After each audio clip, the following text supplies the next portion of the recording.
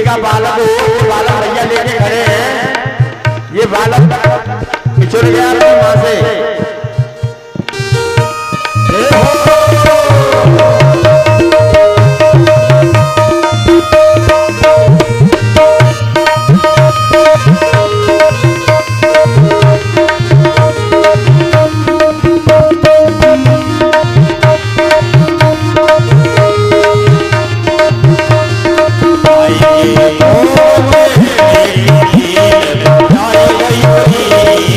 बरस में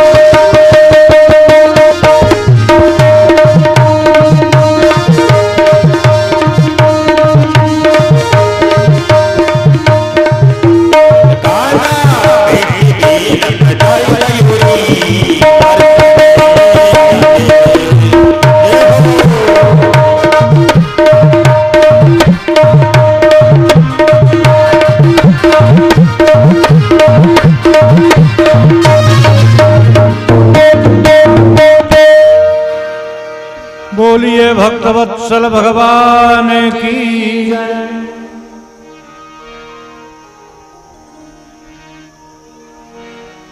अतः प्रक्षामि संसिद्धे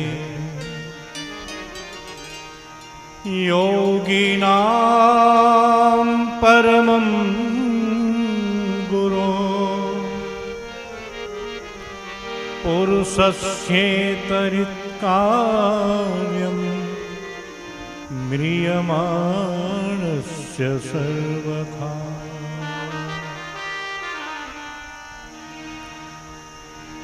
सुखदेव जी का संक्षिप्त पूजन राजर्षि परीक्षित के द्वारा हुआ और आते ही परीक्षित जी ने सुखदेव जी से एक प्रश्न किया। अतः प्रक्षामि संसिद्धे योगिनां परमं गुरो। हे योगियों के परम गुरु, मैं आपके चरणों में एक प्रश्न निवेदित करता हूं और बड़ा सुंदर और उपयोगी प्रश्न है। क्या है कि पुरुषस्येतरित कार्यम म्रियमाणस्य सर्वथा। एक बात बताओ गुरुदेव, जिस आदमी को जल्दी ही मर जाना है, जो मरण सन्ना है, जिसको मरना है, जो मरना चाहता है, नहीं जो मरेगा आगे आकर के, जिसको निश्चित रूप से मौत आनी है, उसे क्या करना चाहिए?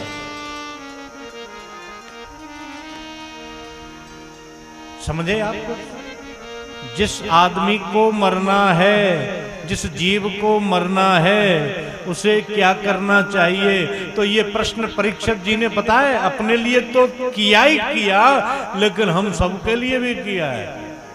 अब आप कहेंगे कि हमारे क्या थोड़े ही करो बनने प्रश्न। तो ऐसा कोई आदमी हाथ उठा दे कि जो कह दे कि हम कब मरेंगे नहीं, है कोई सभा में? तो बताओ, जो प्रश्न अपने लिए नहीं है तो और किसके लिए है? अब अपनी जुगाड़ की बातें हम नहीं सुने ध्यान से तो फिर कौन सुनेगा? अरे बड़ी जुगाड़ की बात है, कोई और प्रश्न कर रहा है और उत्तर देने वाले भगवान साक्षात सुखदेव जी के रूप में उत्तर दे रहे हैं, तो बताओ फ्री में कितनी बड़ी बात मिल रही है। ये प्रश्न जैसे ही सुखदेव जी से किया राजा परीक्षित जी ने, तो इतना सुंदर लगा उनको कि वो कथा की एक मर्यादा होती है। क्या होती है कि जब कोई कथावाचक पंडित जी कथा प्रारंभ करते हैं तो पहले तो मंगलाचरण होता है, फिर पंडित जी कीर्तन कराते हैं, फिर धीरे धीरे स्पीड बढ़ती है, फिर कथा चलती है। लेकिन ये प्रश्न इतना अच्छा लगा कि सुखदेव जी ने मंगलाचरण ही नहीं किया, जैसा प्रश्न वैसे ही उत्तर ठोक दिया। वरीयाने सते प्रश्न कृतो लोकहितो नप आत्मवित सम्मतः पुंसाम श्रोतव्यादिषु यत्परः। हे राजन, तूने कैसा सुंदर प्रश्न किया। ये प्रश्न मुझे नहीं लगता कि तुमने अपने लिए किया है, ये प्रश्न तुमने लोक हित के निमित्त किया है। और इस प्रश्न के उत्तर में जो कथा निकलेगी वो समस्त लोक का कल्याण करने के लिए अवतरित होकर के आएगी। जो बात रामचरितमानस के प्रश्नों के उत्तर में चंद्रशेखर भगवान भूत भावन मां जगदम्बा भवानी को कहते हैं। वही बात यहां राजर्षि परीक्षित से सुखदेव जी ने कही। वरीयाने सते प्रश्न कृतो लोक हितो नृप आत्मवित सम्मतः पुंसाम श्रोतव्यादिषु यत्परः। कथा जो सकल लोकहितकारी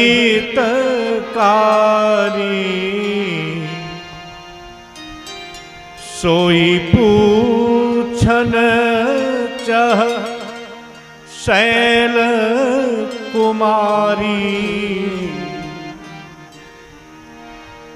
जो कथा इन प्रश्नों से प्रकट होने वाली है वो अमर कथा है साहब। अमर कथा, चाहे अमर कथा को रामचरितमानस कह लो, चाहे इसको रामायण कह लो, चाहे इसको श्रीमद् भागवत कह लो, चाहे इसको अमर कथा कह लो, बात एक ही है। अब आप कहेंगे कि महाराज बात समझ में नहीं आई, तो समझ लो इस बात को। ये जो कथा हम और आप सुन रहे हैं ये अमर कथा है। अच्छा महाराज किसने किसको सुनाई? तो ये अमर कथा भगवान नारायण ने सबसे पहले सुनाई।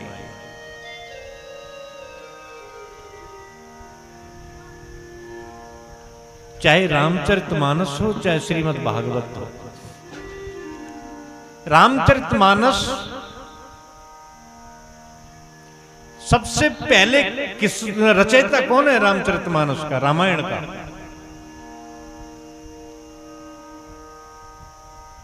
तुलसी बाबा नहीं है। बाबा स्वयं लिखते हैं, रचि महेश निज मानस राखा पाई सुसम शिवासन भाखा। तो बाबा तुमने क्या किया है इसमें? जब महेश माने भगवान शंकर ने इसको रचा तो तुमने क्या किया है? तो कहते हैं कि अवधपुरी यह चरित प्रकाशा। मैं तो इस कथा का प्रकाशक हूं, मैंने इसको पब्लिश्ड किया है, इसका प्रकाशन किया है। रचयिता तो भोलेनाथ हैं इसके, मैंने नहीं लिखा है इसको। और श्रीमद् भागवत भगवान शंकर ने माता पार्वती जी को सुनाया। आप सब जानते हैं जहां से सुखदेव जी का जन्म हुआ, अमरनाथ की गुफा में।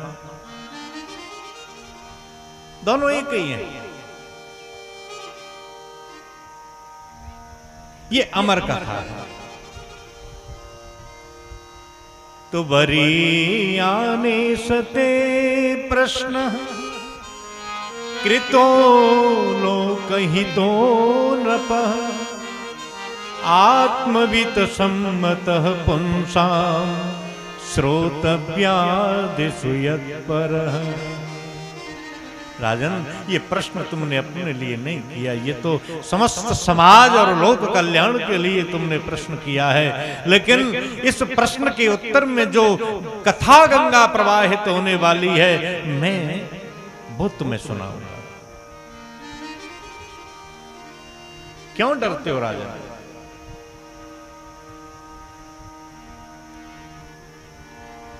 आदमी की आयु क्या है? मान के चलो 100 वर्ष जीता है आपने। सतयुग में आयु हजारों वर्षों की, त्रेता में हजारों वर्षों की, द्वापर में 1000 वर्ष की, तो द्वापर के अंत तक 100 वर्ष की आयु रह जाती है जीव की। सतम जीवेम शरदः। अब कलयुग चल रहा है, यद्यपि 60 के बाद कब घंटी बज जाए किसी को नहीं पता, लेकिन मान के चल लो कि 100 वर्ष आदमी जीता है। अब मान लो जीता कोई नहीं है, और जो जी जाता है वो फिर पेपर निकलता है, पेपर में न्यूज आती है कि अमुक आदमी 101 वर्ष के होकर के मरे। बड़ी प्रसिद्धि मिलती है उसको। लेकिन अब तो और कम हो चली आयु, 70 पे तो फुल स्टॉप मान के चलो आप। फिर भी सुखदेव जी कहते हैं राजन 100 वर्ष की मान लो, तो 100 वर्ष की आयु में ईमानदारी से गणित लगाओ अपना। निद्रया ह्रियते नक्तम व्यवायेन च वावय दिवाचार्थे हया राजन कुटुंब भरणेन वा। ईमानदारी से 100 वर्ष की आयु में से 50 वर्ष की आयु तो रात में सोते सोते निकल जाती है। क्यों? क्योंकि 12 घंटे की रात्रि और 12 का दिन औसत मान के चलो, तो 12 घंटा की रात्रि में तो हमने 50 साल आदि कर दो, तो सोते सोते निकल गई कि निकल, कितनी रह गई? 50 की। अब 50 की आयु में हम क्या करते हैं? 15 वर्ष तक तो हम अचेत रहते हैं, कुछ जानकारी नहीं रहती, और 70 और 75 के बाद अचेत हो जाते हैं, इंद्रियां शिथिल हो जाती हैं, आंखों से दिखना बंद, कानों से सुनाई देना बंद, पैर चलने के लिए मना कर देते हैं, तो हाथ से रोटी से का निवाला तक नहीं टूट पाता, तब बाबा फिर खाते दूध और दरिया, क्योंकि हाथ में सामर्थ्य नहीं और मुंह में दांत नहीं। तो 20 साल पहले की निकाल दो और 20 साल बाद की निकाल दो, कितना बच गया?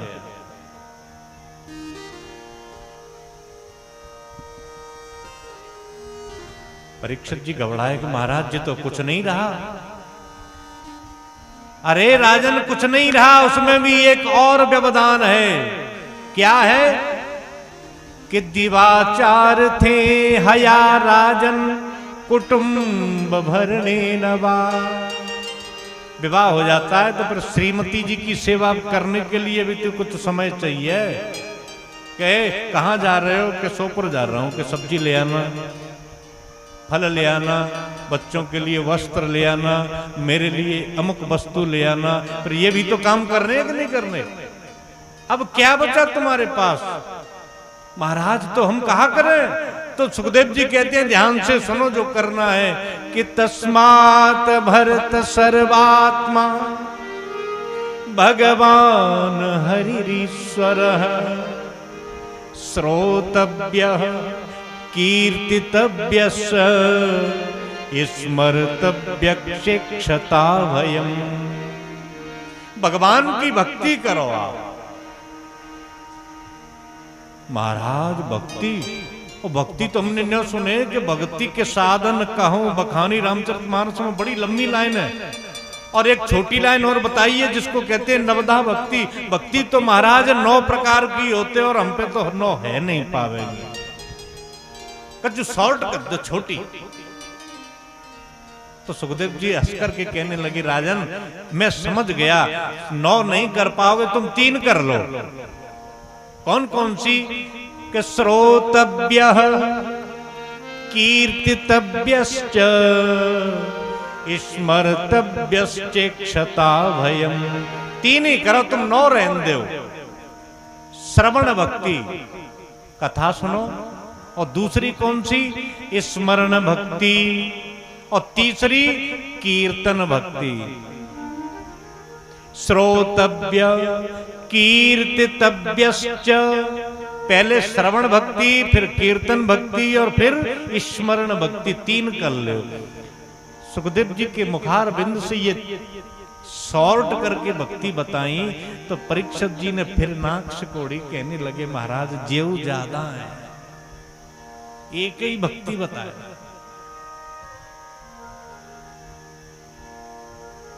तब आगे चल के सुखदेव जी ने एक ही भक्ति बताई महाराज। यद्यपि सुखदेव जी समाधिस्थ हो गए थे, कहा कि परिनिष्ठितोऽपि निर्गुण्यो उत्तम श्लोक लीलया गृहीत चेता राजर्षे आख्यानम यदीतवान। निर्गुण ब्रह्म की समाधि में चले गए थे सुखदेव जी जन्म लेते ही।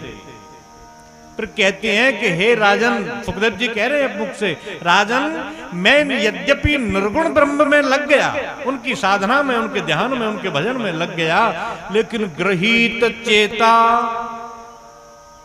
कन्हैया ने, उस टेढ़ी टांग वाले ने मेरा चित्त खींच लिया।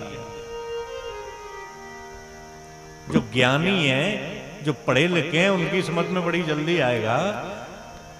जो निर्गुण ब्रह्म, निराकार ब्रह्म का उपासक है, उसके पास चित्त कहां से आ गया? होता ही नहीं है। लेकिन सुखदेव जी कहते हैं कि गृहीत चेता। इसलिए कल मैंने प्रश्न किया था कि अगर और गहराई में जाएंगे तो कथा आपके ऊपर से चली जाएगी। निर्गुणोपासक के पास तो कुछ होता ही नहीं है, फिर चित्त की चोरी कहां से होगी? जब जो चीज है ही नहीं, उसको कौन चुरा सकता है? लेकिन सुखदेव जी फिर भी कह रहे हैं कि मेरा चित्त चुरा लिया उन कन्हैया ने, और उनके चरणों में मेरा मन लग गया। एक बार ऋषियों की मीटिंग हुई साहब, बहुत बड़ी मीटिंग, सुखदेव जी बता रहे हैं। बहुत बड़ा विशाल सम्मेलन हुआ, और केवल ऋषि नहीं, ऋषि, मुनि, सिद्ध, भक्त, ज्ञानी, शैव, शाक्त, वैष्णव सब इकट्ठे हुए।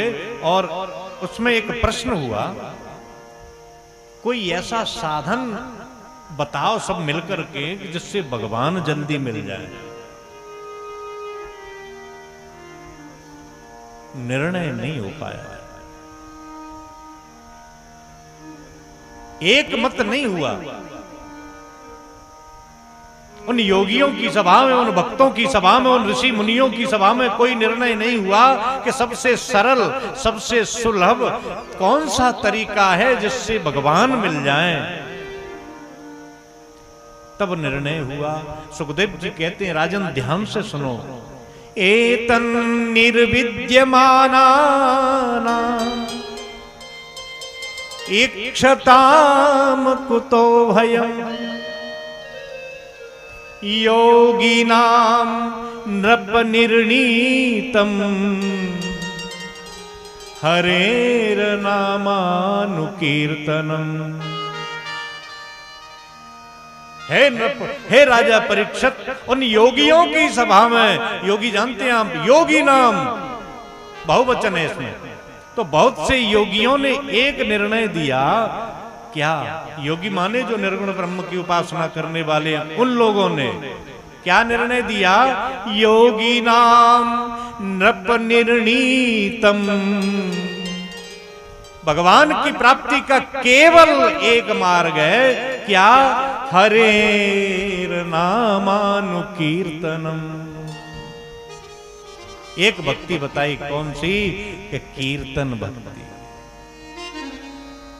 और अभी अभी सुखदेव जी ने क्या कहा? तस्मात् भरत सर्वात्मा भगवान हरिरीश्वर श्रोतव्यः माने श्रवण भक्ति, कीर्तितव्यश्च माने कीर्तन भक्ति, फिर तीसरी स्मर्तव्यश्चेक्षता भयम। श्रवण, कीर्तन और स्मरण, बीच में है कीर्तन भक्ति। एक साइड में श्रवण है, दूसरी बगल में है स्मरण, और बीच में कीर्तन। अब योगियों ने क्या निर्णय दिया है? हरेर नामानुकीर्तनम। तुम एक ही भक्ति करो जो तीनों अपने आप रह जाएंगे। कैसे? कि कौन सी करें? कीर्तन भक्ति करो। तो कीर्तन करोगे तो स्मरण तो अपने आप हो जाएगा, स्मरण नहीं होगा तो कीर्तन कहां से होगा? और जब कीर्तन करेंगे तो श्रवण क्या हम करेंगे तो हम ही नहीं सुनेंगे क्या? एक करो, तीन, एक के बदले तीन, एक तीर से तीन निशाने। बताओ, है जुगाड़ की बात? और सबसे अच्छी चीज, मन लगे तो कीर्तन करो, नहीं लगे तो कीर्तन करो। इससे क्या होगा? ये भक्तों का मत नहीं है केवल, ये योगियों का मत है। योगी नाम नृप निर्णीतम हरेर नामानुकीर्तन। अब आपसे कोई कहे कि भगवान के नाम में कहा धरे हो है,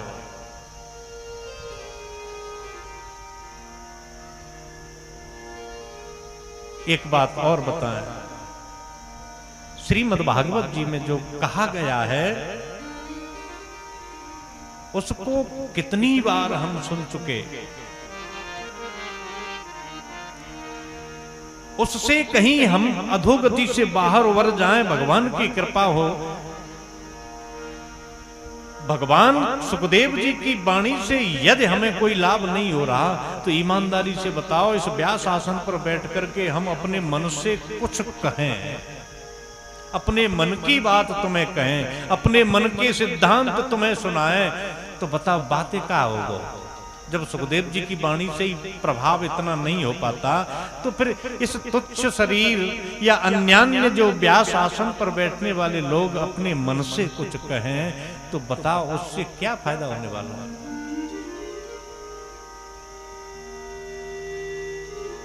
आपसे कोई आकर के कहे तो श्रीमद् भागवत के बल पर आपसे कहा जा रहा है कि भगवान के नाम में कहा रखो है, कछु और करो। कोई विशेष बात नहीं है नाम में तो आप बिल्कुल मत मानना। हाँ, यदि आप ऐसा सोचें कि आप सनत कुमारों से भी श्रेष्ठ हैं। सनत कुमार का पता है क्या काम करते हैं? हरिशरणम नित्येव नित्यम यासाम मुखे वचन। जिन सनत कुमारों के मुखार बिंद पर, जिनकी जिह्वा पर हरिशरणम हरिशरणम हरिशरणम सदैव रहता है और उसका प्रभाव क्या, जरा आयुष्मान न बाधते, वो आज तक बूढ़े नहीं भये। यदि आप सनत कुमारों से ज्यादा ज्ञानी हैं तो भगवान को नाम भले मत लियो। और यदि आप ऐसा जानते हैं कि कुमारों के बराबर हम नहीं हैं महाराज, वो तो भगवान के अवतार हैं, तो जो भगवान के अवतार हैं सनत नंदन सनातन और सनत कुमार, वो हर समय हरिशरणम हरिशरणम इस कीर्तन को करते हैं। चलो जिनकी बात छोड़ो,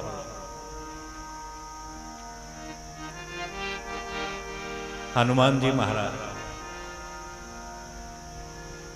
हनुमान जी महाराज को तुलसी बाबा ने क्या लिखा है? अतुलित बलधामम। चलो छोड़ो, हेम शैलावदेहम, इसको भी छोड़ दो। तीसरी लाइन लिखी है कि ज्ञानी नामाग्रगण्यम, ज्ञानियों में अग्रगण्य है, सबसे आगे। ज्ञानियों की अगर लाइन लगाई जाए तो उन ज्ञानियों की पंक्ति में हनुमान जी सबसे आगे, पहली गिनती पे, पहले नंबर पे आएंगे। वो हनुमान जी क्या करते हैं? यद राम कूपे ध्वनि मुल्लसंतम, श्री राम जय राम जय जय राम, श्री राम जय राम जय जय राम, श्री राम जय राम जय जय राम, श्री राम जय राम जय जय राम, श्री राम जय राम जय जय राम। ओ श्री राम जय राम जय जय राम, श्री राम जय राम जय जय राम, श्री राम जय राम जय जय राम, श्री राम जय राम जय जय राम, श्री राम जय राम जय जय राम, श्री राम जय राम जय जय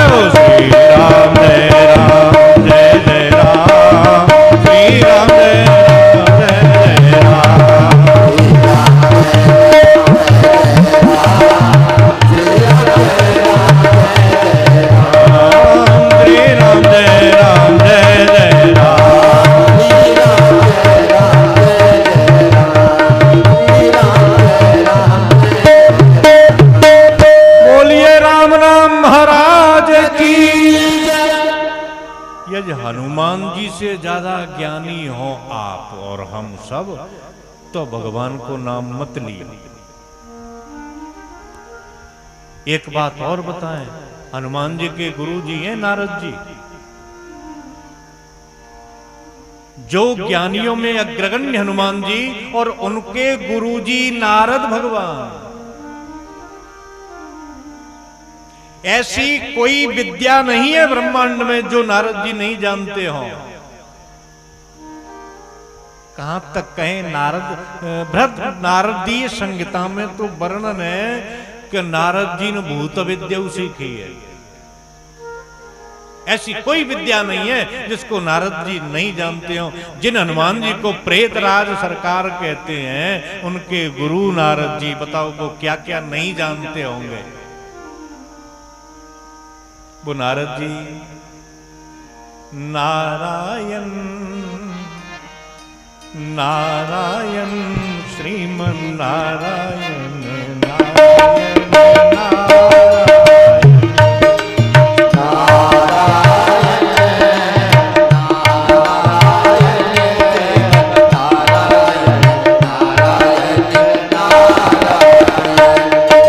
आप लोग जब भी देखो, कल आपने सुना सच्ची कथा, जितने भी उद्योग चल रहे हैं इसी के लिए है। जब भी भगवान का नाम लिया जाए ताली बजा के बोलो। आप बोलेंगे तो आप कहेंगे ताली की क्या जरूरत है? हाँ जरूरत है। ताली बजा के कीर्तन करोगे तो हृदय के संचित जो दुष्कृत्य हैं, उनका परिणाम पाप है, वो निकल जाएगा। महाराज पाप निकल के जाओ कहां? बाकी काजों तो जगह चाहिए कि नहीं? तो पाप जो ताली बजा के कीर्तन बोलेंगे पाप निकल जाएगा। और कहां जाएगा कि उन लोगों की खोपड़िया पे बैठा को जो कीर्तन नहीं बोलेंगे। नारायण नारायण श्रीमन नारायण नारायण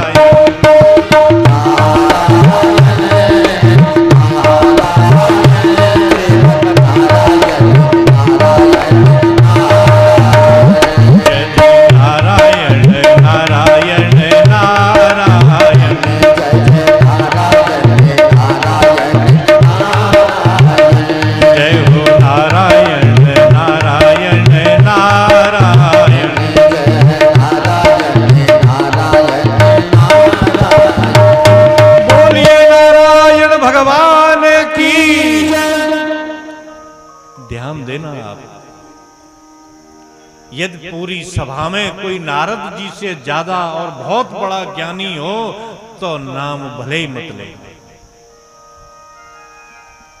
नहीं तो कोई लाख प्रयास करे, आपके सामने परम ज्ञानी आ जाए और आप ये मान लो कि जो तो नारद जी तो ज्यादा ज्ञानी है, हनुमान जी से भी बड़ा भारी ज्ञानी है, सनत कुमारों से भी बड़ा भारी ज्ञानी है, तो बात मान लेना कि अब नाम नहीं लेंगे, नहीं तो नाम कभी छोड़ना मत। इससे बड़ा कोई साधन नहीं। इसीलिए आप लोगों को मैंने कल का आज फिर स्मरण दिला रहा हूं कि आपको 1 साल तक 11 नाम लेने। जरूरी नहीं है कि आप सब लोग, जिनको अच्छा लगे वो लेना। केवल 11 बार, केवल 11 बार। एक और बात बताएं, मैं शब्द का प्रयोग न करते हुए तुच्छ शरीर से एक बात कहना चाहता हूं कि मेरा विश्वास है ये, आप श्री राम जय जय राम इस मंत्र का अनुष्ठान के रूप में प्रतिदिन 40 मिनट एकांत में बैठ करके जाप करें। प्रतिदिन 40 मिनट, 24 घंटे में से 40 मिनट इसका जाप करें 1 वर्ष तक, और भगवान को अपनी अभिलाषा सुनाएं।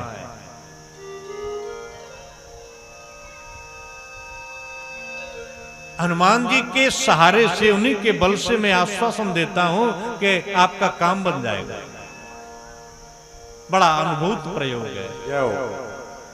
बिना नागा के समस्त संकटों को पार करते हुए विचलित नहीं होना है। केवल 40 मिनट आप इस मंत्र का जाप करें और हनुमान जी आपके सुनेंगे। इसीलिए सुखदेव जी कह रहे हैं, राजन एतन निर्विद्यमानानां इक्षताम कुतो भयम् योगिनां नृपनिर्णीतम् हरेर नामानुकीर्तनम्। भगवान का कीर्तन करो राजन। तस्मात् केनाप्युपायेन मनः कृष्णे निवेशयेत। उद्देश्य हर जीव का ये है कि भगवान में मन लग जाए, और भगवान में मन लगाने का सबसे श्रेष्ठतम यदि कोई तरीका है तो भगवान का नाम कीर्तन है। तरीका तो और भी है। जितासनो जित श्वासो जित संगो जितेन्द्रियः स्थूले भगवतो रूपे मनः संधारये धिया। भगवान की मानसिक पूजा बताई, अष्टांग योग का मार्ग बताया, लेकिन सबसे श्रेष्ठ है भगवान का नाम संकीर्तन। पाताल में तस्य ही पादमूलम पठन्ति प्रश्निम प्रपदे रसातलम। भगवान का ये ध्यान बताया, स्थूल शरीर, सूक्ष्म शरीर, सब ध्यान, लेकिन सबका सार भगवान का नाम संकीर्तन है। उन भगवान का ध्यान बताया। पग पाताल शीस अजधामा अपर लोक अंग अंग विश्रामा। सब कुछ बताने के बाद सार में यही बात बताई, ये समस्त ब्रह्मांड राजन भगवान के ही शरीर में है। जब ये बात कही तब परीक्षित जी ने सुखदेव जी से कहा, महाराज जो पूरे ब्रह्मांड भगवान का ही स्वरूप है, तो अब तो कुछ और सुनने की इच्छा है। तो परीक्षित जी ने कहा, राजन चिंता क्यों करते हो? सूर्यवंशी महान प्रतापी राजा खट्वांग तो 48 मिनट में मुक्त हो गए। उसके उपरांत सप्ताहम जीवतावधि, तुम्हारे पास तो 7 दिन है, चिंता क्यों करते हैं? मुक्ति तो तुम्हारी हो गई, अब तो पूछो क्या पूछना चाहते हो। तब राजर्षि ने पूछा कि गुरुजी जी बताओ, भगवान ने सृष्टि कैसे बनाई?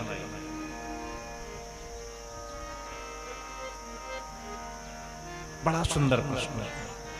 तब सुखदेव जी को ध्यान में आया कि हमने कथा तो शुरू कर दी लेकिन मंगलाचरण नहीं गाया। तब यहां पे सुखदेव जी ने मंगलाचरण गाया और कथा को प्रारंभ किया कि राजन इस संसार में कुछ नहीं था,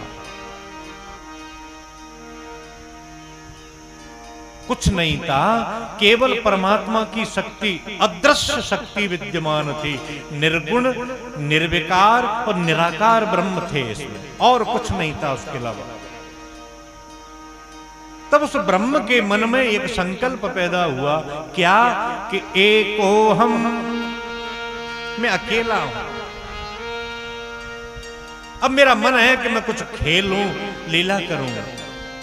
बहुश्याम, सोच लिया कि मैं बहुत हो जाऊं, और सृष्टि बन गई। उदाहरण दिया, यहां माता बहन सब लीपापोती करती है, कच्चा घर है किसी का? बड़ी जल्दी समझ में आएगा। यदि आंगन कच्चा हो, फर्श नहीं हो, तो माताएं गौ माता का गोबर लेके फिर उसकी लिपाई करती हैं कि नहीं? हाँ, मैया सिर लहरा रही है। जब वो लिपाई करती है मैया माता बहन, तो आप लोगों ने देखा होगा जब बरसात का पहला पानी पड़ जाए खूब जम के, अच्छा पानी पड़ गया, बरसात हो गई, फिर जो आंगन की लीपन है वो फूलती है, लीपन फूलती है, और फूल करके उस पर छोटे छोटे कीड़े जैसे उभर के आ जाते हैं, चित्र खिंच जाते हैं उस पर, चित्र जैसे, कीड़े जैसे। ऐसा लगता है कि कहीं सफेद सफेद कीड़े आ गए क्या। तो यहाँ पे सुखदेव जी कहते हैं जैसे उस फूली हुई लीपन पे कीटों का जो समूह है उसके चित्र उभर के आ जाते हैं। भगवान ने केवल सोचा कि बहुत श्याम, मैं बहुत हो जाऊं, और जैसे वो कीड़े उभर के आते हैं वैसे सब सृष्टि बन गई। राजा बोले महाराज समझ में नहीं आई, हमको बता। तब कहते हैं कि संसार में कुछ नहीं था। जब कुछ नहीं था तो वहां एक चीज होती है, स्पेस। अब स्पेस एक ऐसा शब्द है कि माता बहन चाहे पढ़ी हो कि नहीं पढ़ी हो वे समझ जाते हैं। तो कहते हैं कि नाम लगो पर स्पेस,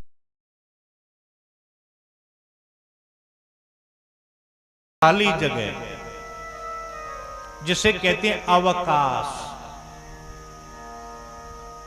अवकाश का ही दूसरा नाम है आकाश, जिसको अंग्रेजी में कहते हैं स्पेस। तो सबसे पहले स्पेस प्रकट हुआ, माने खाली जगह, आकाश पैदा हुआ। इसको एक उदाहरण से समझें।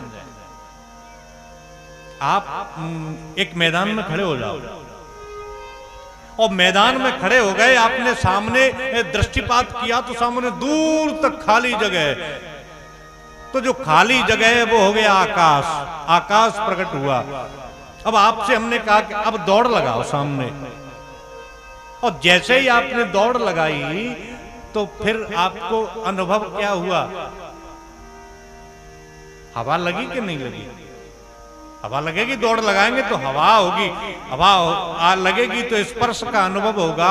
तो सबसे पहले आकाश प्रकट हुआ, और आकाश में तुमने खाली जगह में दौड़ लगाई तो हवा का स्पर्श हुआ, माने दूसरे नंबर पे हवा बनी। तो आप दौड़ लगाते ही चले गए, लगाते ही चले गए। तो जब दौड़ लगाएंगे तो फिर क्या होगा? गर्मी लगेगी कि नहीं? गर्मी लगेगी। गर्मी कब लगती है? जब अग्नि होती है, तब तीसरे नंबर पर तेज, माने अग्नि पैदा हुई, तेज पैदा हुआ। हमने आपसे कहा कि रुक जाओ, परेशान हो गए, आप रुक गए। तो फिर जैसे ही रुके दौड़ लगाने से, तो फिर कौन सी क्रिया होती है? पसीना आता है, आएगा कि नहीं? तो जब पहले नंबर पे आकाश पैदा हुआ, फिर वायु पैदा हुई, फिर अग्नि पैदा हुई, और फिर हम रुक गए तो पसीना आया तो जल पैदा हुआ। अब जल पैदा हुआ माने पसीना आया, हमने तुम्हारी हवा ली, पंखा लिया और आपको पंखा जला और आपका पसीना सूख गया। हमको न जाने क्या आई, हमने तुम्हारी पीठ पर हाथ घुमाया, और जैसे ही पीठ पे हाथ घुमाया तो फिर निकला मैल। कचरा निकलता है कभी? मैल निकलता है शरीर का, मिट्टी जैसा काला काला। और मिट्टी क्या है? पृथ्वी है क्या? तो सबसे पहले आकाश बना, आकाश से वायु बनी, वायु से अग्नि बनी, और अग्नि से जल बना। कितना उल्टा काम है देखना आप। जल कैसे बना? अग्नि से, और जल से पृथ्वी बनी, और इन्हीं से फिर इनके गुण बने, जिनको तन्मात्रा कहते हैं। आकाश का गुण क्या है? शब्द। वायु का गुण क्या है? स्पर्श। अग्नि का गुण क्या है? रूप।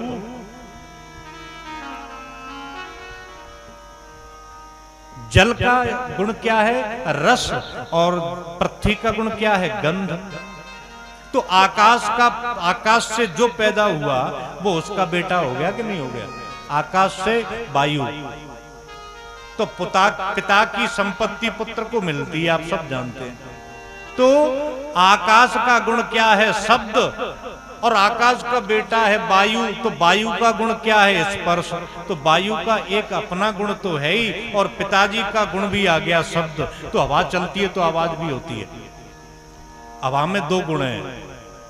अब वायु का पुत्र है कौन? वायु से क्या क्या पैदा हुआ? अग्नि। तो अग्नि का एक अपना गुण है रूप, और दो गुण अपने दो पूर्वजों के आगे, पिताजी के और दादाजी के, स्पर्श और शब्द। अग्नि जलती है तो स्पर्श तो उसका हो गया वायु का गुण, और आवाज हो गया आकाश का गुण, और अपना गुण क्या है कि वो रूप दिखाई देता, अग्नि दिखाई भी देती है। अब अग्नि से जल पैदा हुआ तो उसका अपना गुण हो गया रस, और अपने तीनों पूर्वजों के गुण आ गए शब्द, स्पर्श और रूप। और जल से पैदा हुआ पृथ्वी तत्व, पृथ्वी का अपना गुण है गंध, और अपने ऊपर वालों के चारों के गुण आ गए। माने पृथ्वी में शब्द, स्पर्श, रूप, रस और गंध, ये पांचों गुण विद्यमान हैं। ये पांच तन्मात्राएं बनी, पंच महाभूत बने, इनसे अहंकार बना, अंतःकरण चतुष्टय का निर्माण हुआ। मन, बुद्धि, चित्त और अहंकार, पंच महाभूत, पांच ज्ञानेन्द्रियां, पांच कर्मेंद्रियां, पांच तन्मात्राएं, अंतःकरण चतुष्टय। गिनती आप करो, इतनी चीज बन गई। 24 हो रही हैं। कितनी हो गई? 24 चीज बन गई, सब अलग अलग धरी हैं। जैसे मान के चलो एक ट्रैक्टर है, ट्रैक्टर के चारों पहिया रखे हैं, उनका एक्सल रखा है, स्टीयरिंग रखी है, इंजन रखा है, टंकी रखी है, लिफ्ट रखी है, गियर बॉक्स रखा है, सब कुछ रखा है, केवल असेंबल नहीं हुआ है। वो जो हिस्से हैं कसे नहीं है, आपस में पूरा रखा हुआ है। ऐसे ही आदमी की इंद्रियां बन गई, पांच कर्मेंद्रियां, पांच ज्ञानेन्द्रियां, पंच महाभूत, अंतःकरण चतुष्टय और पांच तन्मात्राएं, ये बनकर रखे हुए हैं। लेकिन केवल एक काम होना है कि सब असेंबल होने हैं। तो ये 24 तत्व हो गए। आप लोगों से एक बात कहूंगा, ब्रह्म गायत्री में अक्षर कितने? 24। इसलिए ये वेदों का सर्वोच्च मंत्र है। पंडित जी पूजन कराते हैं यज्ञशाला में, आपने देखा होगा, नहीं देखा होगा तो आप दर्शन करना। यज्ञशाला की परिक्रमा सभी करते हैं। मैंने बोला था, फिर भी कह रहा हूं कि यज्ञशाला की परिक्रमा रोजाना किया करें। जब पंडित जी वेद मंत्र बोलते हैं तो बोलते बोलते बोलते बोलते एकदम चुप हो जाते हैं। जब ब्रह्म गायत्री आती है तो चुप हो जाते हैं, उनसे बोला नहीं जाता। वेद का सर्वोच्च मंत्र है ये, कुछ मर्यादा है। तो जब ये 24 तत्व बन गए तो इनमें एक 25वें तत्व ने प्रवेश किया, और जैसे ही 25वें तत्व ने प्रवेश किया तब ये सब पार्ट असेंबल हो गए और एक मानवीय आकृति बन गई। कौन था वो? कि वो आदि पुरुष नारायण थे। तब वह नारायण भगवान उस अथाह जल राशि से बाहर आए और तुरंत नीचे चले गए योग निद्रा में। जैसे ही नारायण गए, उनकी नाभि से एक सुंदर कमल उत्पन्न हुआ। उस कमल पर ब्रह्मा जी का प्राकट्य हुआ। चारों दिशाओं में देखने लगे घबरा करके ब्रह्मा जी, तो चारों दिशाओं में एक एक मुख हो गया। ऊपर को दृष्टि डाली तो ब्रह्मा जी का एक मुख ऊपर हो गया। कमल की नाल में बार बार जाएं, अंदर जाएं, बाहर आए, सोचने लगे मैं कहां से आया हूं, रोने लगे विधाता। उसी समय एक आकाशवाणी हुई, इस पर से सुयत षोडश में कबिंसम निष्किंचना नाम नृपयत धनम विदुः अब ये व्याकरण की बात आ गई, मैं ज्यादा नहीं बताऊंगा, केवल समझ लो। आकाशवाणी हुई और आकाशवाणी ने क्या कहा? देखो यही चीज है श्रीमद् भागवत में कि बात सीधी कह देते। ब्रह्मा जी से आकाशवाणी बोलती कि ब्रह्मा जी तुम तपस्या करो, तो कहा बेगज्जा तो कितने घुमाए के बात करी है कि जे कान पकड़ना हो तो हाथ ऐसे घुमाओ तब पकड़ो और सीधे ऐसे पकड़ लो। क्या कहती है आकाशवाणी कि स्पर्शे तु यत् षोडशमेकविंशम्। व्याकरण में जो हिंदी की वर्णमाला है या संस्कृत की वर्णमाला तो जानते हैं सब, उसमें स्पर्श वर्ण है। कादयो मावसानाम स्पर्शा, क कबूतर के से लेकर के और मां मछली के अक्षर तक इनको कहते हैं स्पर्श वर्ण। और आकाशवाणी कह रही है कि षोडशम एकविंशम, इन स्पर्श वर्णों में 16वां अक्षर और एक विंश माने 21वां अक्षर, ये 2 अक्षर बोले आकाशवाणी ने, 16वां और 21वां। 16वां कौन है गिनना मत, घर जाके पढ़ना। त तराजू वाला आएगा और पतिंग वाला आएगा। त प जय सीधे ही कह देते कि तप करो। तब ब्रह्मा जी बोले क्या कि तप करो, तो तप में कहा करें? तो आकाशवाणी ने कहा कि नाम ले। तो ब्रह्मा जी ने भगवान का देखो नाम की महिमा है राम। तब ब्रह्मा जी ने तप किया और नारायण भगवान प्रसन्न हुए और प्रकट हुए, आकर के ब्रह्मा जी के मस्तक पर हाथ रख दिया, उनका नाम कर दिया कि आज से तुम विधाता हो। तो हाथ जोड़ करके ब्रह्मा जी ने कहा कि भगवान कहीं मुझे घमंड हो गया तो मुझे तुमने विधाता बना दिया, कहीं मुझे अहंकार हो गया, अभिमान आ गया तो क्या होगा महाराज, मैं तो मर ही जाऊंगा। कि ब्रह्मा मैं तुम्हें एक ज्ञान देता हूं, ज्ञानम परम गुह्यम ते, ऐसा ज्ञान दे रहा हूं जो बहुत गोपनीय है, बहुत सीक्रेट है। तब चतुः श्लोकी भागवत सुनाई भगवान ने ब्रह्मा जी को। आपको भले ही आलस आवे, ये 4 श्लोक तो सुनने ही पड़ेंगे।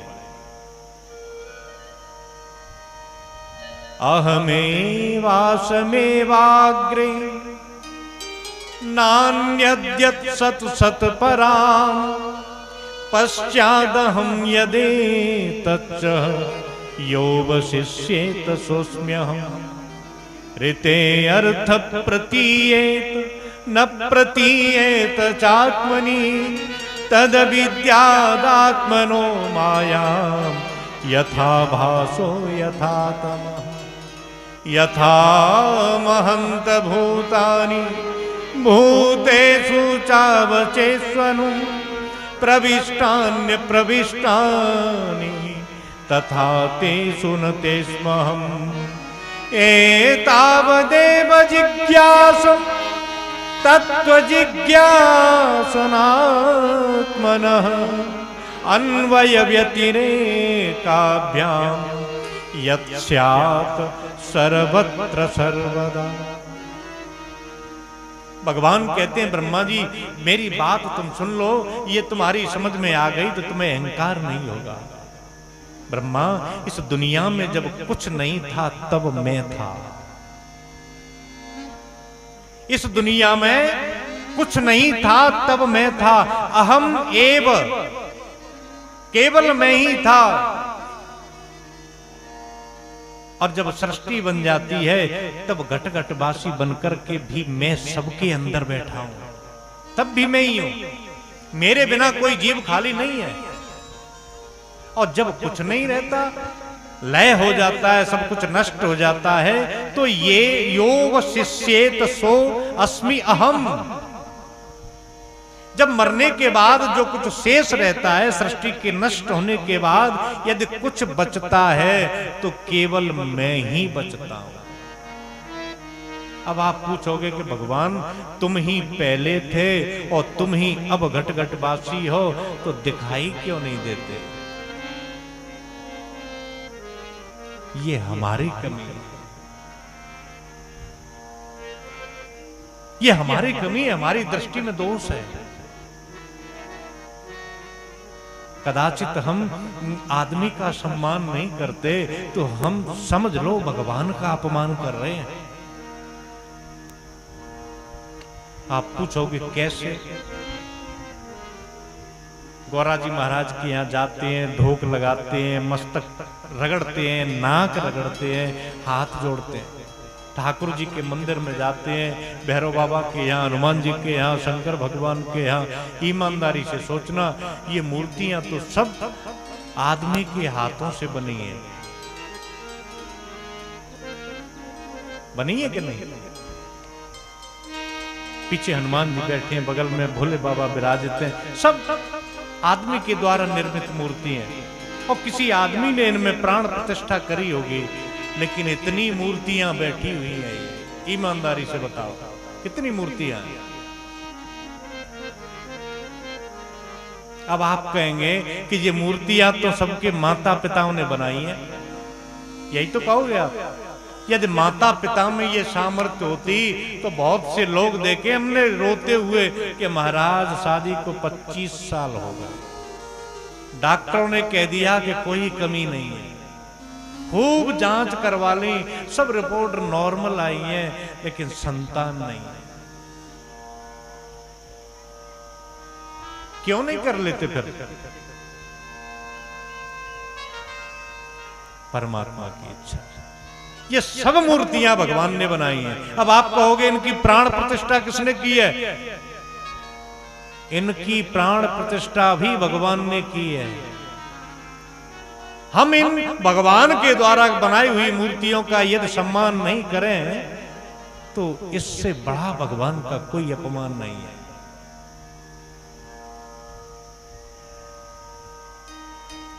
किसी कवि की पंक्ति है और तुलसी बाबा ने भी एक दोहा लिखा है। भक्ति की ये पराकाष्ठा है कि उमा, भोले बाबा कहते हैं, उमा जे राम चरण रत, विगत काम मद क्रोध, निज प्रभुमय देखहि जगत, कहीं सन करहि विरोध। हम आदमी का सम्मान नहीं करते और अपने आप को कहते हैं कि हम बड़े भारी भगत हैं भगवान। तो ये सब ढकोसला, ढोंग है, दंभ है। निज प्रभुमय देखें जगत, ये भक्तों की श्रेणियां बताई आगे, भगवान चाहेंगे तो आप सुनेंगे। सबसे फर्स्ट क्लास के जो भक्त होते हैं, प्रथम दर्जे के, उनका यही सिद्धांत होता है कि सिया राममय सब जग जानी, सिया राम सब जग जानी, सिया राम सब जग जानी, सिया राम मय सब जग जानी,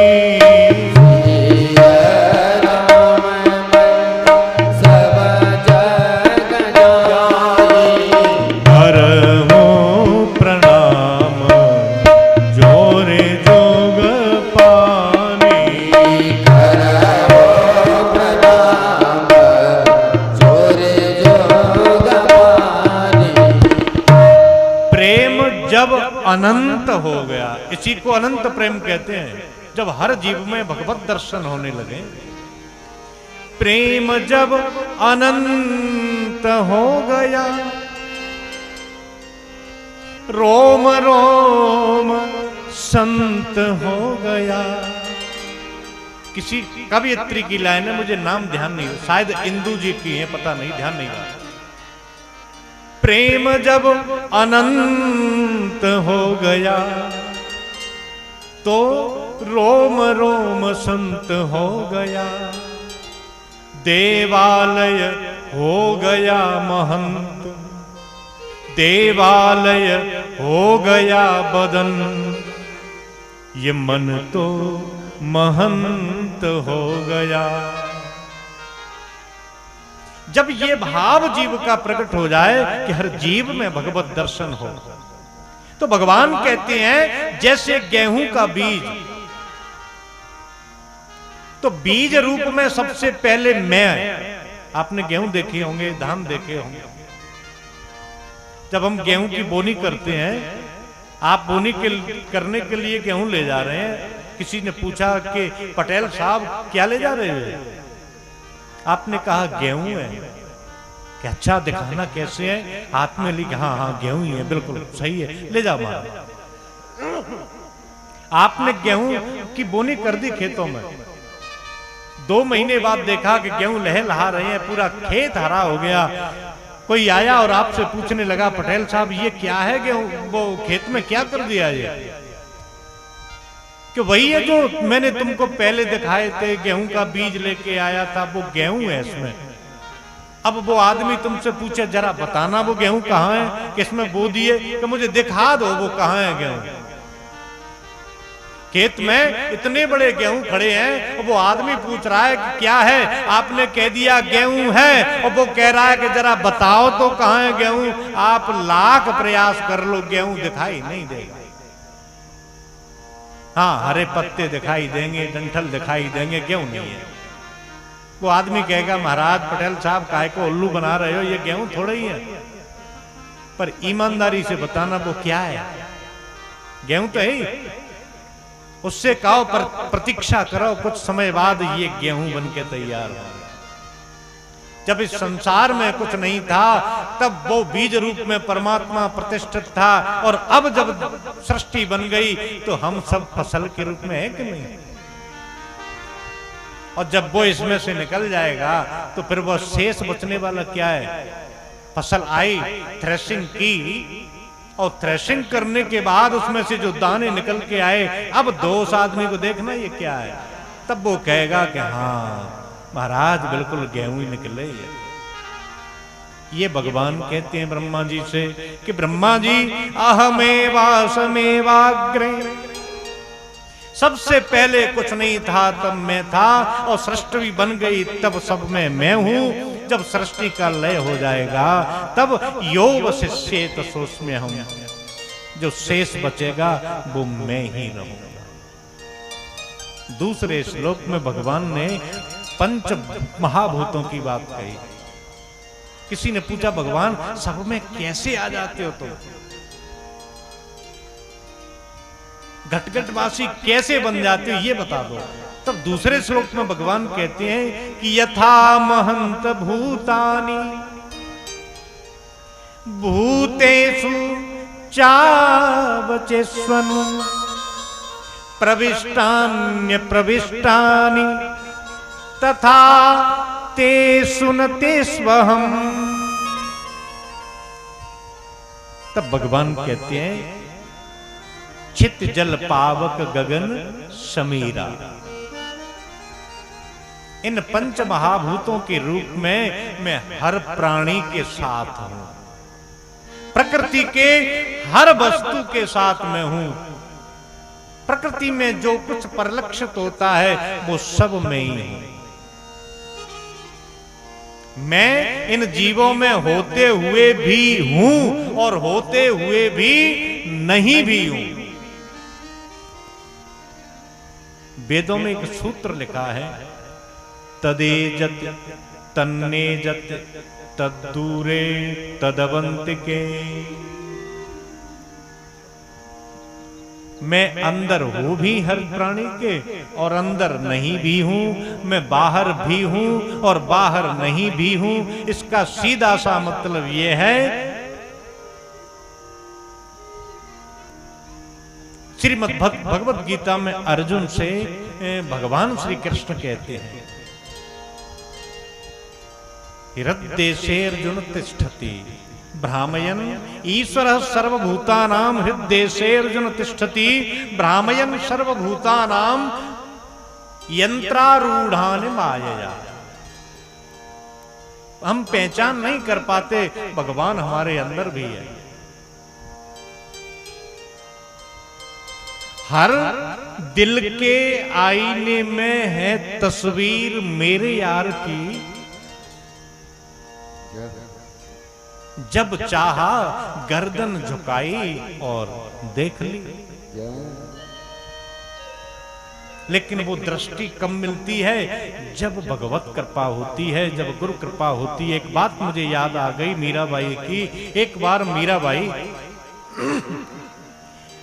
अपने घर में बैठी हुई थी, तो उनके ताऊ जी थे जिनका नाम था दूधा जी महाराज। तो दूधा जी की तबीयत खराब हो गई, तो दूधा जी ने मीराबाई से कहा कि बिटिया कि हाँ दूधा जी क्या काम है कि मेरा स्वास्थ्य बिगड़ गया है, बेटी तू कन्हैया को भोग लगाया।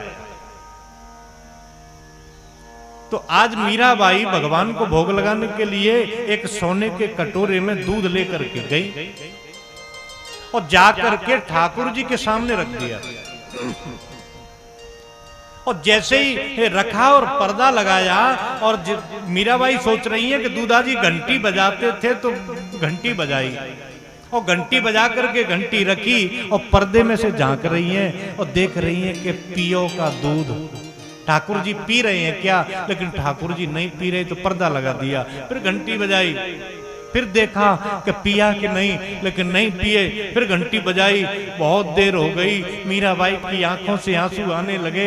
सोचने लगी कि आज ठाकुर जी ने भोग नहीं लगाया तो भूखे मरेंगे, और भूखे मरेंगे तो कल जिनको कमजोरी होगी और दूधा जी मुझसे डांटेंगे मुझे।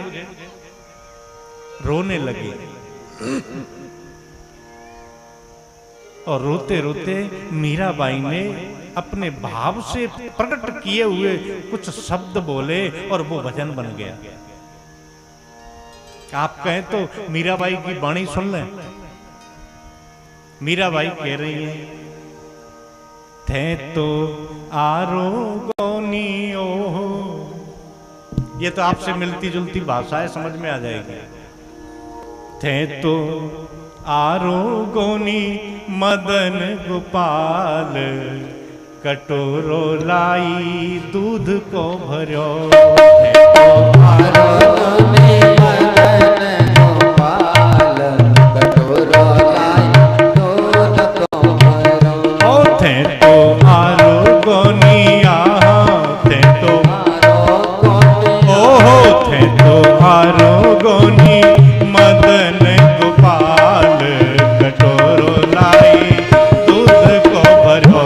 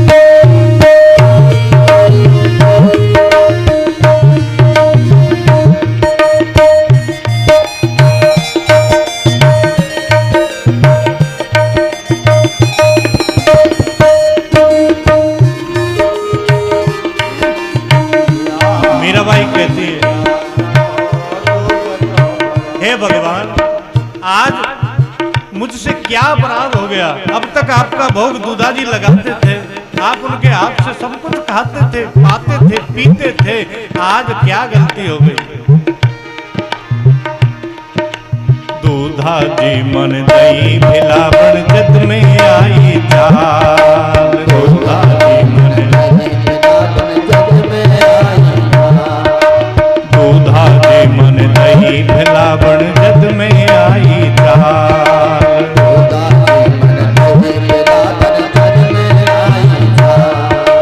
धोरी धैन को दूध गर्म कर ल्याई मिश्री डाल।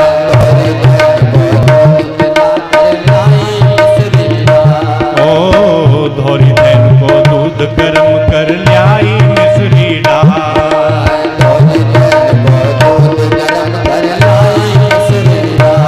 क्या ने रूठ गया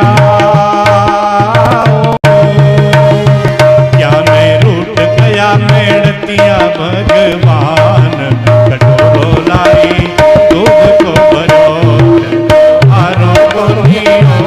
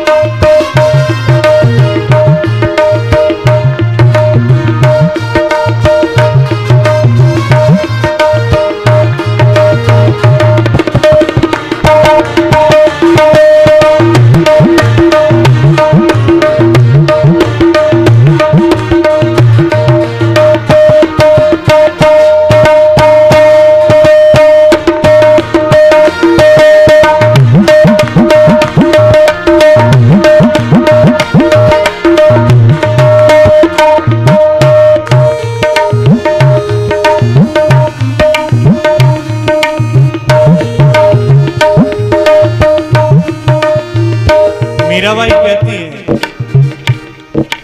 कहीं विद रूठ गया छोगाला कारण कहु महाराज।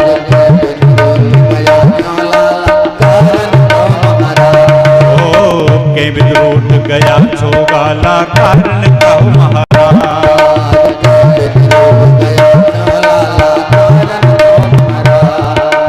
दूध कटोरो धरो सामने पीवड़नी कैला।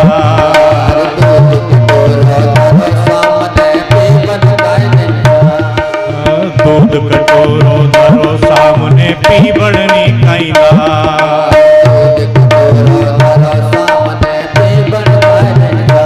फिर कहती है मीराबाई यदि दूध नहीं पियोगे तो मेरा क्या जाएगा। क्या होगा पता है कन्हैया। भूखा मर थारा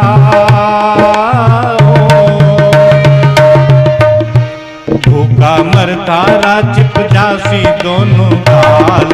कटोरो लाई दूध को भरो तेनो आरो गोनी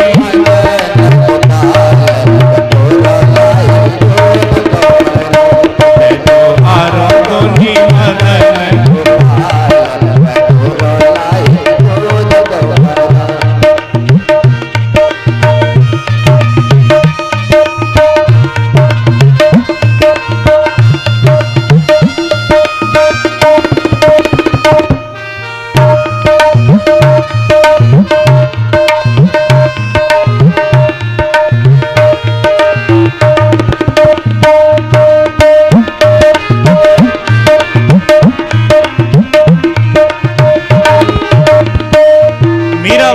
पर्दा डाला कि कहने लगी अब नहीं पियोगे तो मैं दोबारा कहूंगी नहीं कि तुम पियो। पर्दा किया मीराबाई ने। काम लियो रो पड़ दो की नो जोड़या तो हाथ जोड़े भैया धावलिए रो पड़ दो की नो जोड़ा तो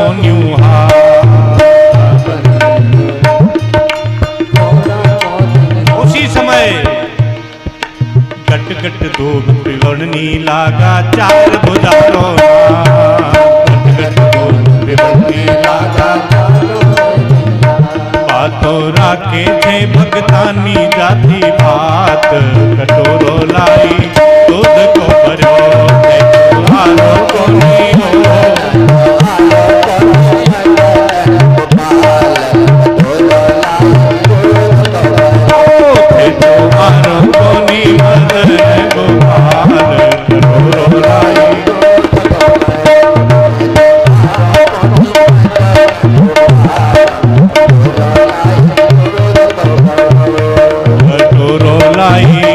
गोद को भर्यो।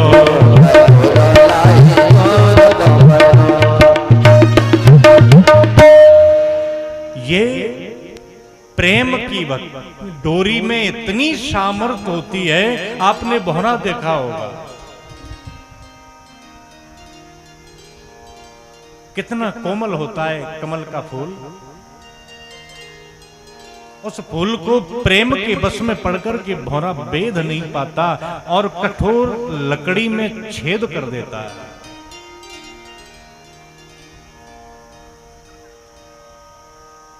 पंचभूतों में बन करके प्रभु अंदर है भी, अंदर नहीं भी है। ये होता किस सामर्थ्य से है? तो तीसरे श्लोक में भगवान अपनी माया के बारे में बताते हैं। ऋते अर्थ प्रतीये न प्रतीयेत चात्मनि तद विद्या आत्मनो माया यथा भासो यथा तमः। ये जो मेरी माया है ब्रह्मा, ये बड़ी प्रबल है। इस माया के बल से मैं समस्त सृष्टि का सृजन करता हूं, पालन करता हूं और अंत में लय कर लेता हूं, और तुम ये समझ बैठे हो कि तुम करता हो। ब्रह्मा ये बताओ तुमको पैदा किसने किया? ये आपकी समझ में आ गया तो आपको अहंकार नहीं होगा। ऋथे अर्थ प्रतीयेत न प्रतीयेत चात्मनि।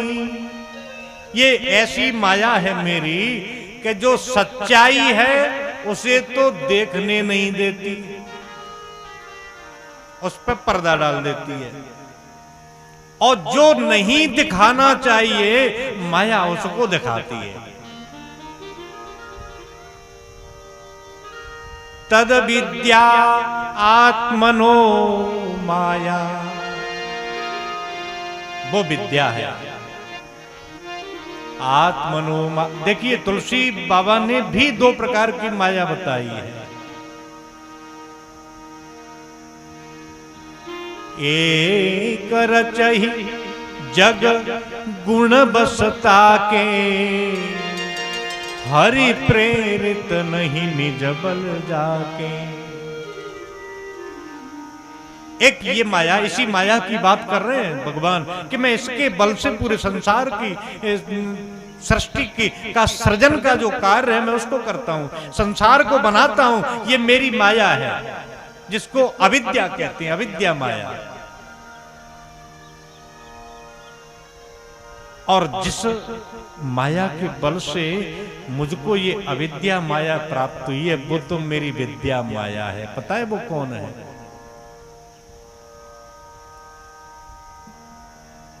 वो तुलसी बाबा लिखते हैं, उद्भव स्थित संहार कारिणीम क्लेश हारिणीम सर्वश्रेयस करीम सीताम। क्या करती माया? उद्भव, स्थिति और संहार।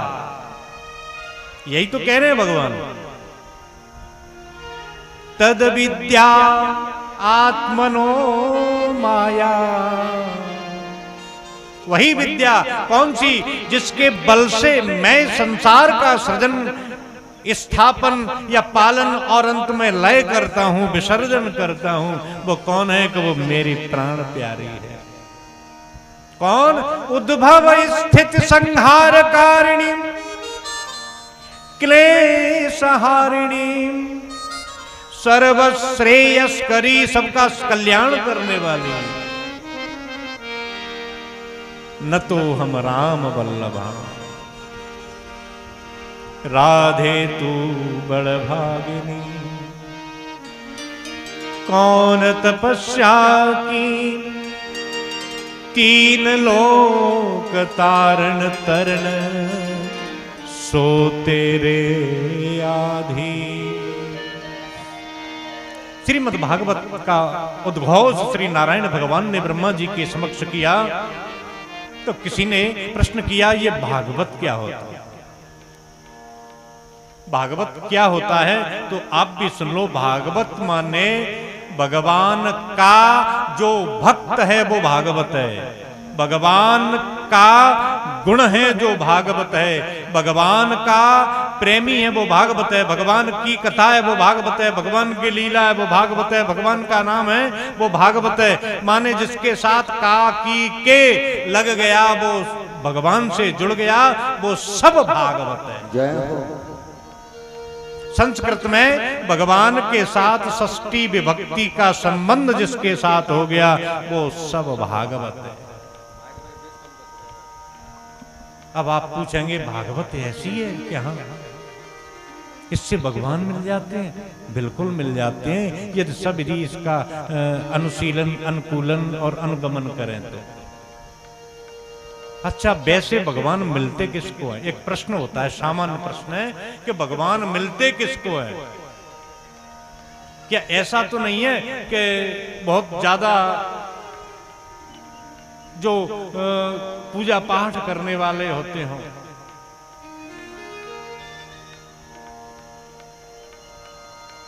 जो दिन में 4-5 बार नहा लेते हों, उनको भगवान मिल जाते हों? ऐसा नहीं है। भगवान यदि नहाने से मिलते तो मछली का तो जन्म ही पानी में होता है। हमने तो नहीं सुना कि किसी मछली को भगवान ने दर्शन दिया। यदि नहाने से भगवान मिलते तो जो कौल भील जिनको हृदय से मेरे राघवेंद्र ने लगा लिया, वो तो जाड़े के 4 महीनों में नहाते ही नहीं थे। उनको हृदय से लगा लिया। तो ये तो बात सही है कि नहाने वाले को जरूर नहीं है कि भगवान मिल जाए। तो एक चीज तो देखते होंगे भगवान, बिल्कुल जो देखते होंगे कि जो पढ़े लिखे आदमी है, बहुत पढ़े हैं, ज्ञानी हैं, उनको मिलते होंगे।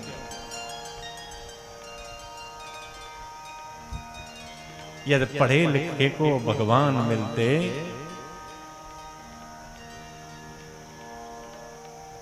तो हाथी कितना पढ़ा लिखा था।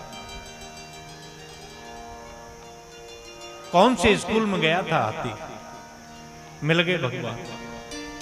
अरे साहब, ये सब बातें पढ़े लिखे नहीं मिलते होंगे तो भगवान ये जरूर देखते होंगे कि अभी जाकी उम्र 60 साल ही भई है। जब ये 95 और 90 से ऊपर निकल जाएगा तब सोचेंगे कि अब तो बेचारे को मरवे को टाइम आए गए हो तो दर्शन दे दो। तो भगवान उम्र देखते होंगे? नहीं साहब, भगवान उम्र भी नहीं देखते। यदि उम्र देखते, ध्रुवस्य च वयो विद्या गजेंद्रस्य का, तो भगवान जाति तो अवश्य देखते होंगे कि चलो ब्राह्मण नहीं तो क्षत्रिय वैश्य तो कम से कम होना चाहिए। नहीं नहीं महाराज, भगवान के तो सब बेटा एक जैसे हैं।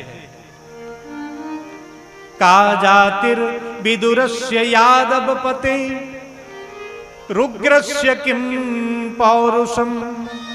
भगवान जाति भी नहीं देखते।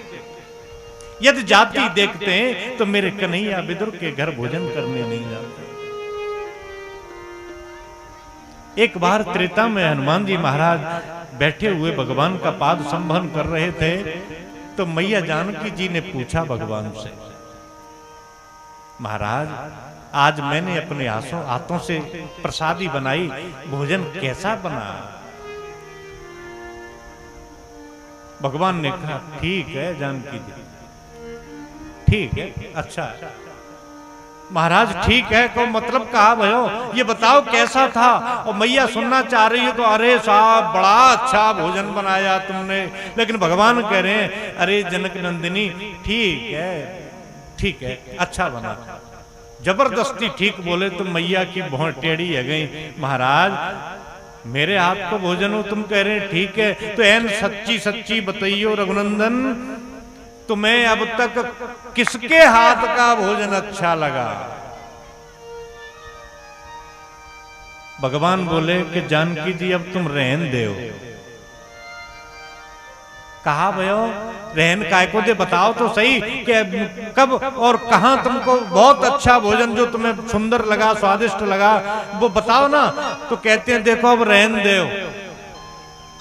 नहीं नहीं महाराज बताना पड़ेगी, आपको भोजन कहाँ को अच्छा लगो। तो राम जी बोले कि नाराज मत होइयो, हम सच्ची सच्ची बतावेंगे कि आज तक के रिकॉर्ड में, आज तक की लीलाओं में मुझे 2 जगह का भोजन अच्छा लगा।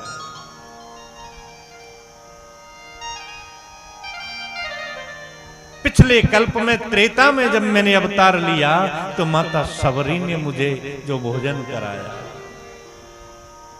और पिछले द्वापर में मैं जब काका विदुर के घर गया था तब मैंने जो छिलके खाए वो स्वाद मुझे आज तक नहीं मिला।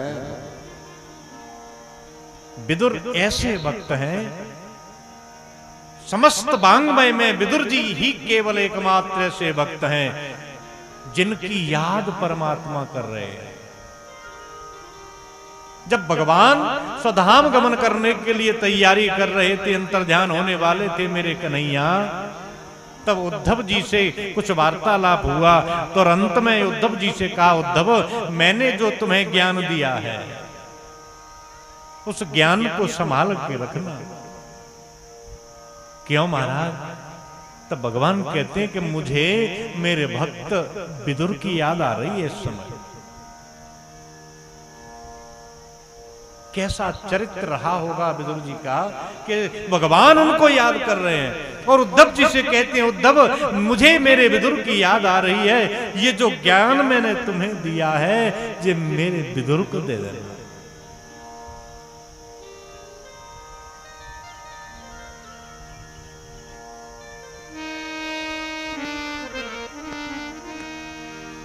महाभारत के युद्ध में बड़ी विचित्र स्थिति पैदा हुई थी। दुर्योधन की ओर भी एक धर्मराज है, ध्यान देना।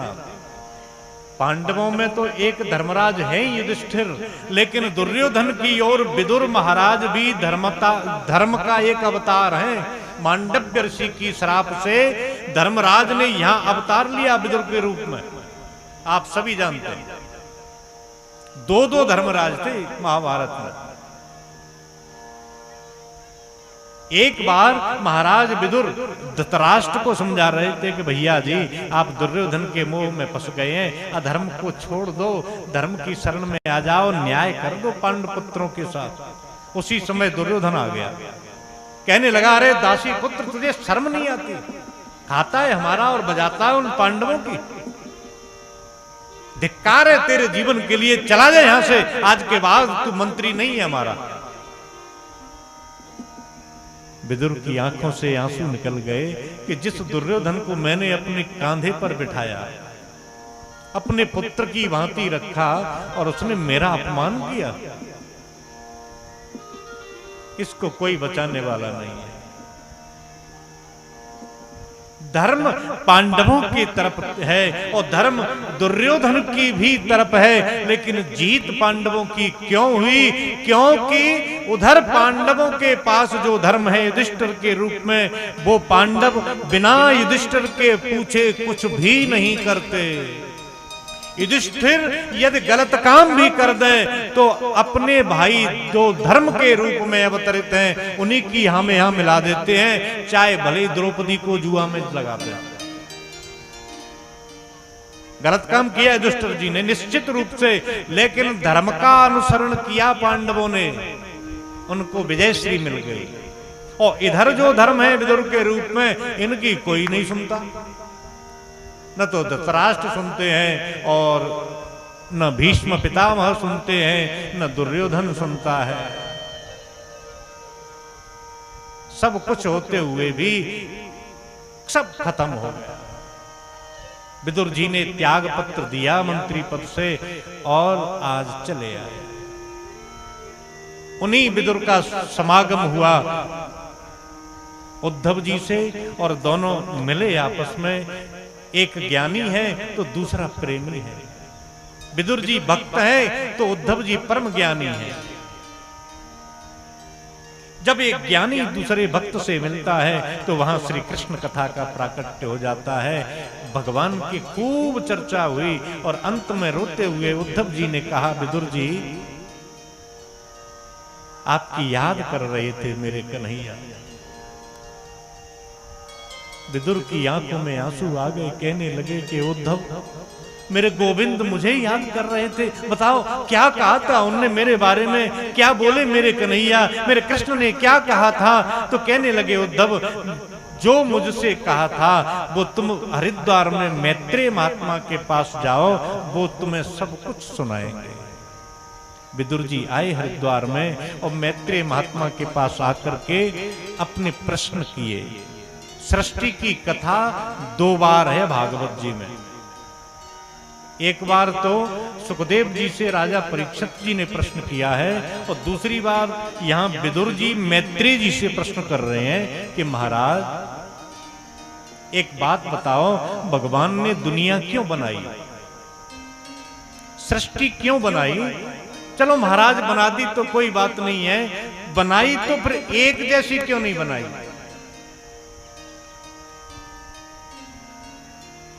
कोई बहुत गोरा है और गोरा फूल करके एकदम सीना तान के घूमता है कि हम बड़े भारी गोरे हैं, तो दूसरे को एकदम चट काला बना दिया। एक मोटा ताजा कर दिया तो दूसरा एकदम कृशकाय कर दिया। किसी को लंबा कर दिया तो किसी को छोटा कर दिया। कोई सात्विकी जीवन जी रहा है, पैर के नीचे कोई चींटी चींटा कीड़ा आ जाए तो कहता है भगवान बड़ा अपराध हो गया, गलती हो गई है, गौरी जी महाराज, गौरा जी बाबा महाराज क्षमा करना, आज मेरे पैर के नीचे एक चींटा मर गया। और एक आदमी, अब क्या कहें, बकरा हो मुर्गा हो, मार के फेंक दिया और अपने पेट में रख लिया। किसी को इतना सरल तो किसी को इतना दुष्ट क्यों बना दिया भगवान?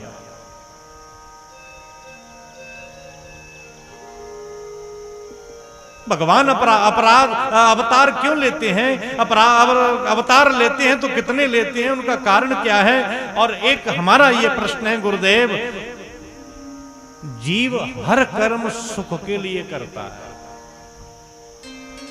किसी प्रसंग में आपने सुना होगा कि पूरी सृष्टि एक पॉइंट पर कहीं इकट्ठी नहीं हो सकती। कोई लड्डू चाहता है तो कोई जलेबी मांगेगा, कोई पूड़ी मांगेगा तो कोई बाजरे के टिक्कर चाहेगा, तो कोई बाटी, कोई बाफले मांगेगा, कोई दाल, कोई भिंडी की सब्जी मांगेगा, तो कोई धन मांगेगा, कोई जायदाद मांगेगा और कोई सोना मांगेगा, कोई नगद पैसे मांगेगा। लेकिन एक मत कहीं नहीं होगा पूरी सृष्टि में, एक मत केवल और केवल एक बिंदु पर हम और आप इकट्ठे हो सकते हैं और वो है सुख। सुख हर जीव चाहता है और हर जीव, विदुर जी कह रहे हैं कि हे महाराज, हर जीव सुख के लिए कर्म करता है। सुख तो मिलता नहीं और दुख मिल जाता है। जीव सुखी कैसे हो, ये बात मुझे बता दो। ये प्रश्न विदुर जी ने किया तो मैत्रेय जी कहते हैं, देखो अब तक कथा 3 घाट पे चल रही थी, अब 4 पे हो गई। सबसे पहली कथा सुना रहे हैं सूत जी सोनकादि 88,000 ऋषियों को, और दूसरी कथा चल रही है सुखदेव जी सुना रहे हैं राजर्षि परीक्षित को, और अब तीसरी कथा और चालू हो गई जिसको विदुर जी सुन रहे हैं और मैत्रेय जी सुना रहे हैं, और चौथी कथा ये शरीर सुना रहा है और आप लोग सुन रहे हैं। विदुर जी ने प्रश्न पूछा तो कदाचित अब तो एक ही उत्तर है इसके बदले में कि अब इसका उत्तर मैत्रेय जी कल देंगे। ठीक है, आए 2 मिनट श्री हरि नाम संकीर्तन करते हुए और आरती में शामिल होंगे। कल पुनः 11:15 बजे आप पधारें। मेरो राधा रमन गिरधारी, गिरधारी श्याम बनवारी।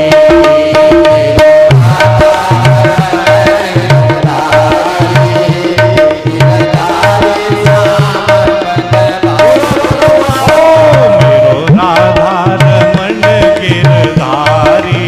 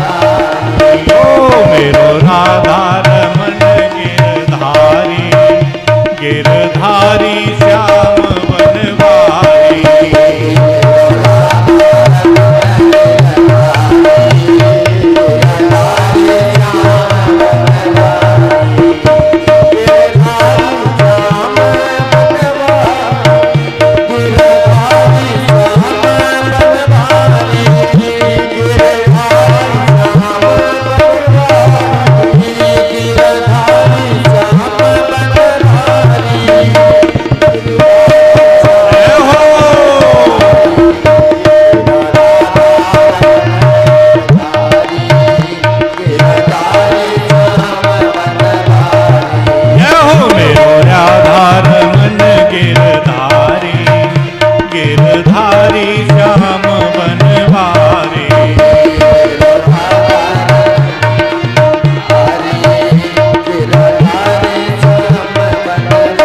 गिरधारी श्याम बनवारी।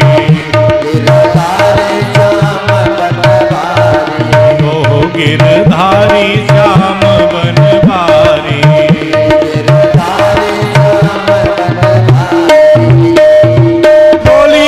बिहारी सरकार की।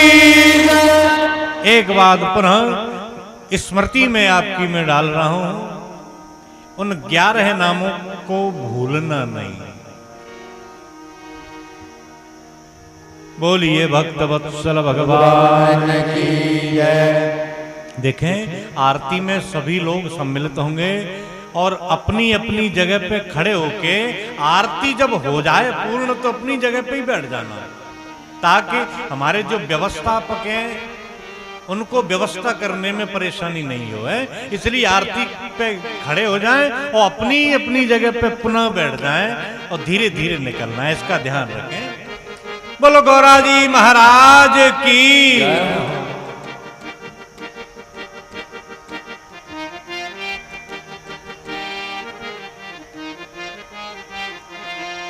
महाराज श्री पधारें।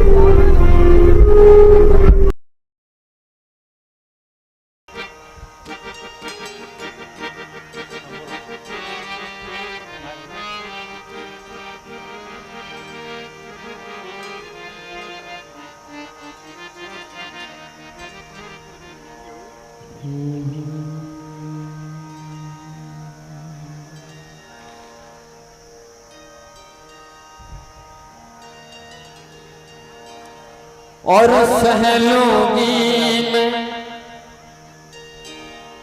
अरे सहलोगी में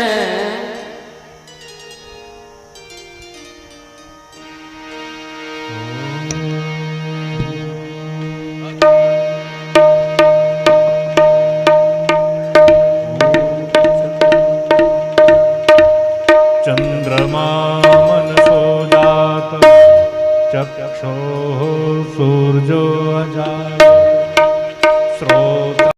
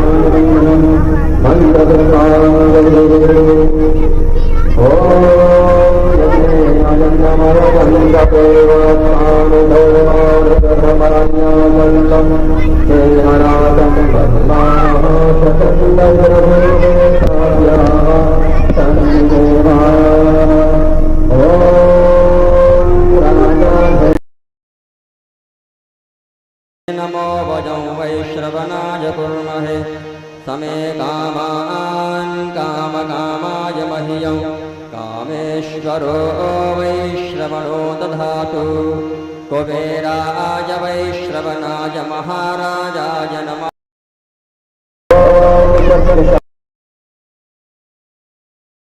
वैराज्यं पारमेष्ठ्यं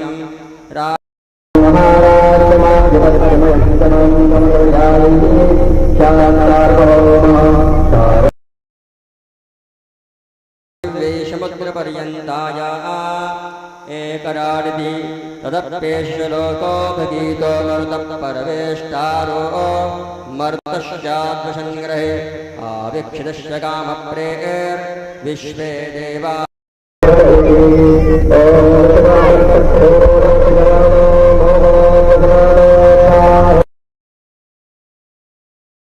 बाहुभ्यां धामादेशां पादत्रयैर्व्याव भूमि जानायन्ते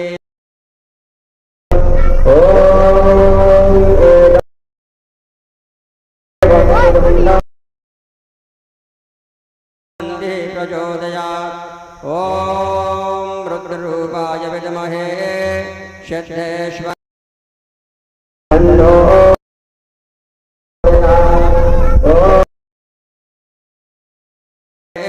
यशोदानन्दनाय धीमहि तन्नो कृष्ण प्रचोदयात्। ॐ वृषभानुजायै च विद्महे कृष्णप्रियायै च धीमहि तन्नो राम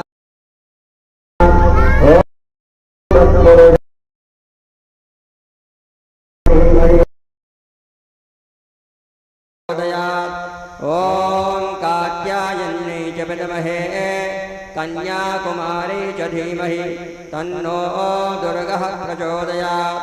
ॐ आञ्जनेयाय विद्महे वायुपुत्राय धीमहि तन्नो हनुमत् प्रचोदयात्। शेवन्दिगामगुलयन् बडभागलभ्ये पुन्नागजादिकरवीलरशालपुष्पैः बिल्वप्रबालतुलसीदलमञ्जरीभिः त्वां पूजयामि जगदीश्वर मे प्रसीद। नानासुगन्धपुष्पाणि यथा कालोद्भवानि च पुष्पाञ्जलिर्मया दत्ता गृहाण परमेश्वर। मंत्रपुष्पाञ्जलि बालकृष्णाय नमः। श्री भागवत पुराण पुरुषोत्तमाय नमः। मंत्रपुष्पाञ्जलि समर्पयामि। सभी अपनी प्रदक्षिणा करें। ओम जय तीर्थानि प्रजन्ति कातानि गंगनाथे काकुशे जने वदन्तानि तन्मषि। श्री बालकृष्ण लाल की जय हो। राधा रानी सरकार की जय हो। राधा कृष्ण भगवान की जय हो। राम कृष्ण भगवान की जय। राधा वल्लभ भगवान की जय। वृंदावन बिहारी लाल की जय। गोवर्धन नाथ की जय। यमुना महारानी की जय। अयोध्या धाम की जय। अयोध्या नाथ की जय। रामलला सरकार की जय। दशरथ जी महाराज की जय। तीनों मैयाओं की जय। चारों भैयाओं की जय। चारों रानियों की जय। सरजू मैया की जय। वैष्णो मैया की जय। कैला मैया की जय। शामुंडा मैया की जय।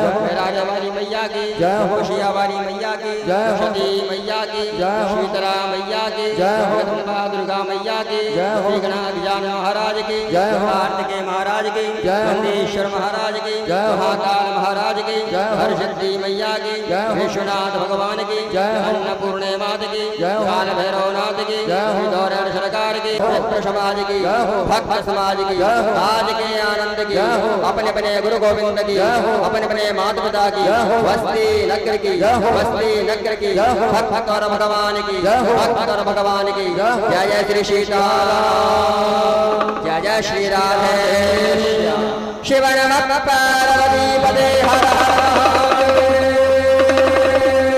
गंगे हर क्षिप्रे हर यमुने हर नर्मदे हर हर हर महादेव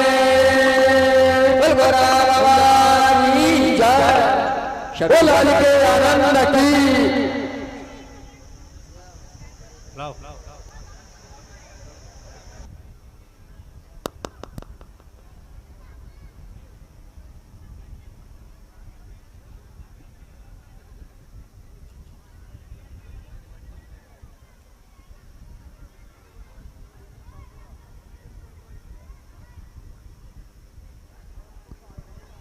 हाँ कृपया सभी माता बहन अपनी अपनी जगह पे बैठ जाएं। आपके पास आरती आ रही है, आरती लें और प्रसाद लेकर के गई जाएं। और कल विशेष रूप से नंद उत्सव का कार्यक्रम रहेगा सायंकाल में। भगवान कृष्ण जी जन्म लेंगे। अभी कथाएं तो बहुत हैं, लेकिन जितना आप लोग सहयोग करेंगे उसी के हिसाब से व्यवस्थाएं बनेंगी। और अपनी जो कथा है वो YouTube चैनल पर भी प्रसारण की जा रही है लाइव।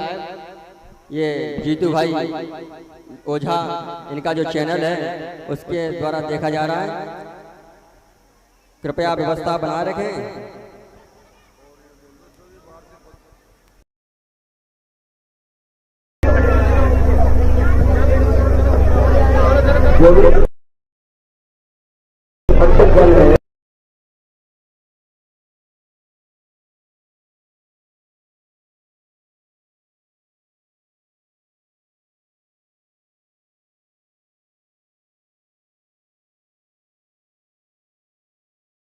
वो प्रसाद लेकर के जाए।